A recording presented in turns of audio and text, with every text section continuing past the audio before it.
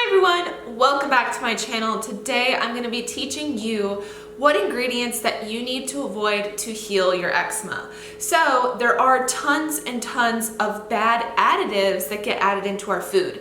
So today I wanted to take some time to not only show you by going into a store and showing you that a lot of the food that's packaged is not going to be your friend when it comes to eczema, and show you that there are certain foods that you can eat with ease.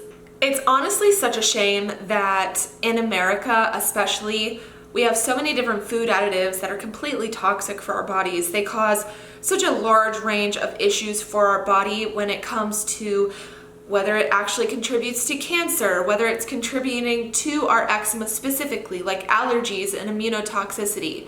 And this is not only found in our food, but it's also found in our lotions and shampoos and moisturizers, and it is not a fun ride. And this video is definitely going to be quite overwhelming for you, but I encourage you to push through and just try to take this as a time to learn. A lot of people reach out to me with this sense of overwhelm when it comes to what to eat when you have eczema, because food is honestly one of the most healing things when it comes to eczema. But you definitely feel like, I can't eat anything, I'm so overwhelmed, it feels like anything that I want to eat is off limits, and I want to just like break things down and make things easier for you in this video. American food companies have come up with so many different additives to make their foods more addictive or more palatable or cheaper. And honestly, the whole idea of making things cheaper is where everything is going wrong in America when it comes to food. And even, even cat food and dog food and all of your pets' food has so many cheap ingredients in it that's not good for them whatsoever. And so we're dealing with the exact same thing. Let's start with the foundation of how I teach food and eczema. I start with something called fridge foods. FREDG, fried foods, refined sugar, eggs, dairy, and gluten. And so this is an elimination diet that you should start immediately. Get off of all of those foods right away, because those are the most common problems for people with eczema. Diving into fried foods, the worst foods for eczema have to do with oils. I am the biggest nitpicker when it comes to oils that are found in your food. And for me, if something has sunflower oil, canola oil, corn oil, palm oil, pretty much anything except avocado oil, olive oil, coconut oil, I'm not touching it, because it's a very, very cheap ingredient like sunflower, vegetable oil, safflower oil, canola oil. These are all very cheap oils that people can fry chips in, or they add them to pretty much everything. I used to recommend this ice cream for people who wanted like a nice eczema friendly ice cream, and it was the brand So Delicious, and they recently changed their ingredients to be cheaper. So it used to be like coconut cream and like all of these really nice ingredients. They switched the coconut cream and added oat milk because oats are cheaper, and they, I think, took out something else and added in sunflower oil because sunflower oil is so cheap. But all of these oils are incredibly inflammatory. They will literally cause a flare-up so quickly. They can cause you to have a headache. They can cause you to have joint issues if you're dealing with something like arthritis as well. So the first thing that I want you to eliminate when it comes to fridge foods, fried foods, get rid of those inflammatory oils. When it comes to the R in fridge foods, that's refined sugars. But it's not just refined sugars that's an issue, it's also artificial sweeteners like Splenda. And these can cause so many problems. When I'm saying refined sugar, I'm mostly referring to when something has the word sugar in it. It's referring to something like beet sugar or cane sugar that's been refined. I don't care if it's organic, I don't care, cut sugar out, because a lot of times people with eczema have something called candida. When you're first starting off this whole journey with food, you want to get yourself on an elimination diet, not because you're restricting yourself, but because it gets you down to a base of foods that aren't making you itch during the day, they're not making you react. And so go as small as you have to for a few days just to feel what it feels like when you're not reacting to food. And that's why I suggest getting rid of fridge foods. Get rid of them as soon as possible, and then slowly introduce those foods back in. And this is something that we actually do inside my course, Empowered Eczema. We go through, we figure out your root cause, it's basically an online course, and then you have a protocol that I created for each root cause. So whether you have candida, an overworked liver, TSW, there are protocols specifically for you with specific foods and meal plans and all of that. So if this process is overwhelming and you don't want to do it alone, I want you to go to my website, coachmichellemills.com, and check out Empowered Eczema. If this whole process is daunting to you, because everything is spelled out, you don't have to experiment. I know exactly what the issue is once we figure out your root cause, which I teach you how to do. So that program is there for you if you need help. But jumping back into the video, if you're going to do this on your own and really figure it out, you need to understand ingredients. Ingredients are so important, and never, ever, ever trust the front of a box. You pick up a box and it says, oh, it's gluten-free, it's dairy-free, and then you flip it over and it's full of additives. And so what we're actually gonna do is I created a whole little page that shows you what foods to avoid. And so these are all the ingredients that are toxic for people. And these are not specific foods, these are additives. And these additives are bad for every single person in the United States, not just eczema. So let me go ahead and show you guys that now, and be sure to screenshot.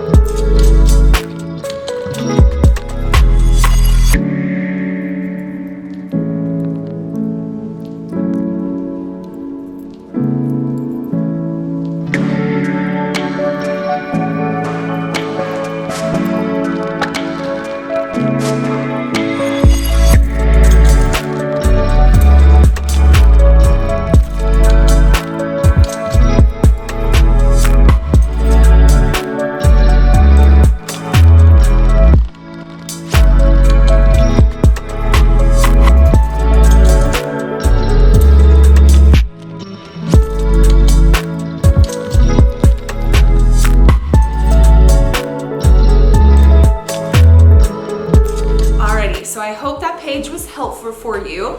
In fridge foods, we are now on E for eggs. And so the quality of the egg really, really, really matters. You have factory farmed eggs where they come from chickens that have been in really bad conditions. And Dr. Stephen Gundry and Mark Hyman are doctors in this industry. They talk about functional medicine, they talk about eating healthy, they talk about all of these things. And these guys always say, you're not just what you eat, you're what your food ate. And so the quality of the food that you're consuming also has to do with what your food consumed. So for example, if you want to eat eggs later down the line, I say this because everybody should eliminate eggs in the beginning, because a lot of times when you already have leaky gut, it can cause you more issues. So just take my word for that.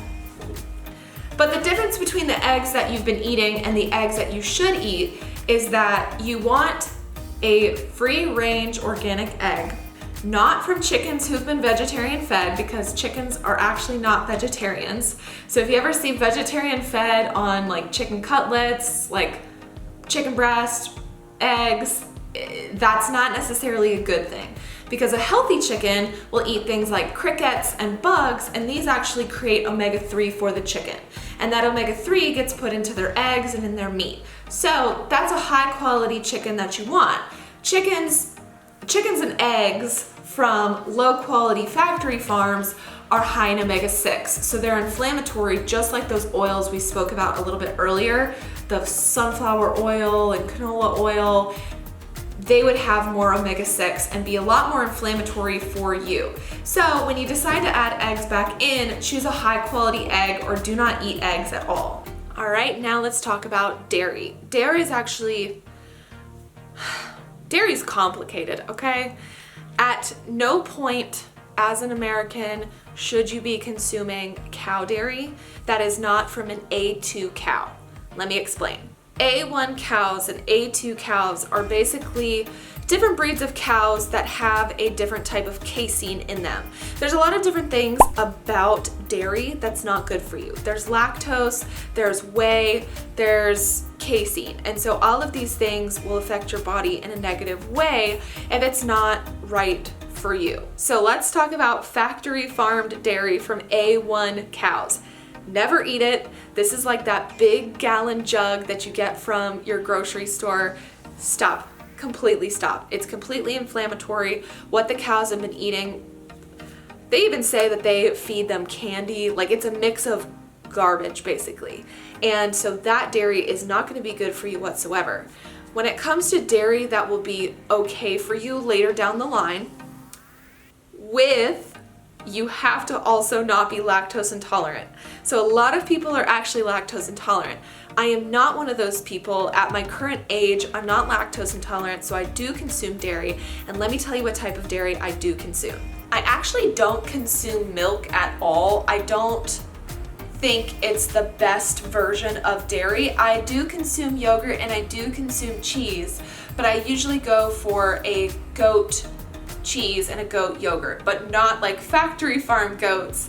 These would be goats that got to graze in like grasslands and they're free to roam around and eat all the things that they're supposed to eat, so that the profile is actually good. So I do consume goat and I do consume sheep as well. And I've never actually tried A2 cows because I just feel like even if you are consuming dairy from A2 cows, it'll still have the casein and the whey and the lactose, and all of this does cause leaky gut, and it's really just not good for you at all.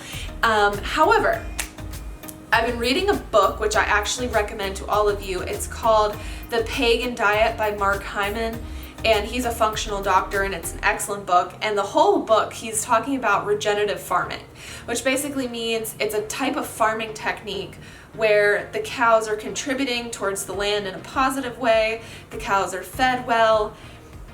I think if you could find like beef or dairy from regenerative cows, that would be great. And I know if you're somebody who is lower income, it is absolutely harder to get a hold of all of these things, right? It's expensive to be gluten-free, it's expensive to be dairy-free, and that's why it's really important that you do realize there's a lot of really beneficial fruits and vegetables that you can rely on. There's also things you can eat like beans and rice, and both of those you can get in bulk. And they do feed you very, very well. You should be able to get all of your calories if you're consuming beets, salmon if you can afford it, rice, beans, cabbage, certain lettuces. You can have, well, it really depends if your liver is overworked or not. And so the more overworked your liver is, the less foods with salicylates you can eat. And you would actually need to get on a low salicylate diet for at least a month to be able to start consuming things, again, that are like broad range, high salicylate type foods like pineapples and broccoli. But in Empowered Eczema, I do have a protocol for an overworked liver. And if you have an overworked liver and candida, there is a protocol for you too in there. I will link the program in the description, so there'll be a link right there, or you'll just go to coachmichellmills.com/empowered, and it's just all about the coaching course. So with all of that being said, I know it can be expensive to eat this way, but there are alternatives, and if you're open to being experimental with your foods and trying new things, it really doesn't have to be that hard. Bananas are quite inexpensive as well. The very last thing we're going to talk about is the absolute worst thing for you to eat when you have eczema, and that is gluten. There are an extreme amount of studies that literally show the connection between wheat that has gluten in it and leaky gut for every single person out there. And doctors have actually explained that even though you don't feel bad when you eat gluten, every single person is going to develop leaky gut from it. It's just other people who don't have eczema and are very healthy, that leaky gut can repair. So I was eating gluten for a little bit off and on. I now feel as though I'm gonna cut it out almost completely, because as somebody with a body who's prone to autoimmune disorders like eczema, allergies, and asthma, I don't want to take that chance of developing leaky gut. I also struggle a lot with stress. And so because of that, I don't want to take that chance of my leaky gut not being able to be repaired quickly. So if you still consume gluten, please stop. Please get off of it. Please just switch that sort of carb to like a black bean noodle or a rice noodle, something that will not cause leaky gut, literally. There's something called zonulin, and wheat will trigger zonulin, which basically means it'll open up your tight junctions and cause leaky gut. So just take my word for it and stay away from the gluten. And if you start with a basis of avoiding fridge foods, this is really gonna push you in the right direction, and starting to study the ingredients on the backs of products. They will trick you in two ways, okay? These companies that have packaging. They'll entice you with the front of the label, and then they're gonna try to avert your attention to the calories or to the active ingredients. But what's really important is the other ingredients. So whether you're looking at a supplement bottle and it says, oh, it has milk thistle. Well, what are the other ingredients? And this is usually located either beside the nutrition label with the calories and fat, or it's right below. And you definitely need to check those out when you're looking at anything.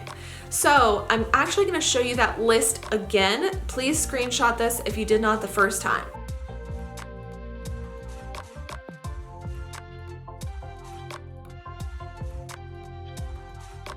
So that whole thing is gonna help you start getting to know these ingredients, avoid those from that list at all costs, avoid fridge foods, and you should start feeling better. If you're not, it's probably because you don't know your root cause. I have another video on my channel that helps you create an eczema journal, and this eczema journal can help point you towards learning your root cause.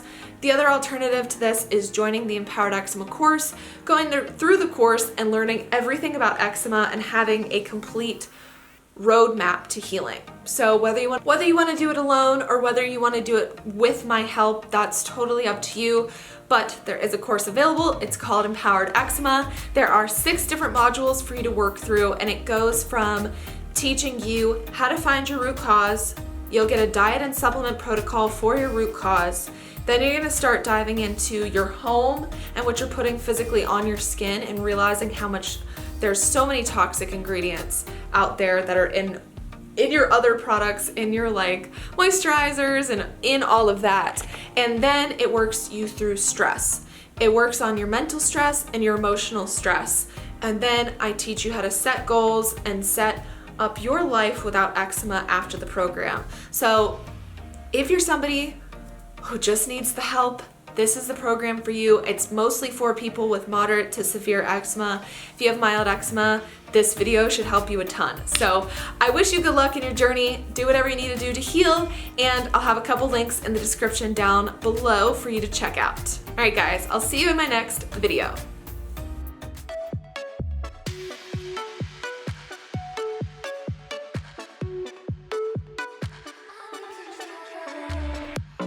Crashing waves, I wanna see them at first light.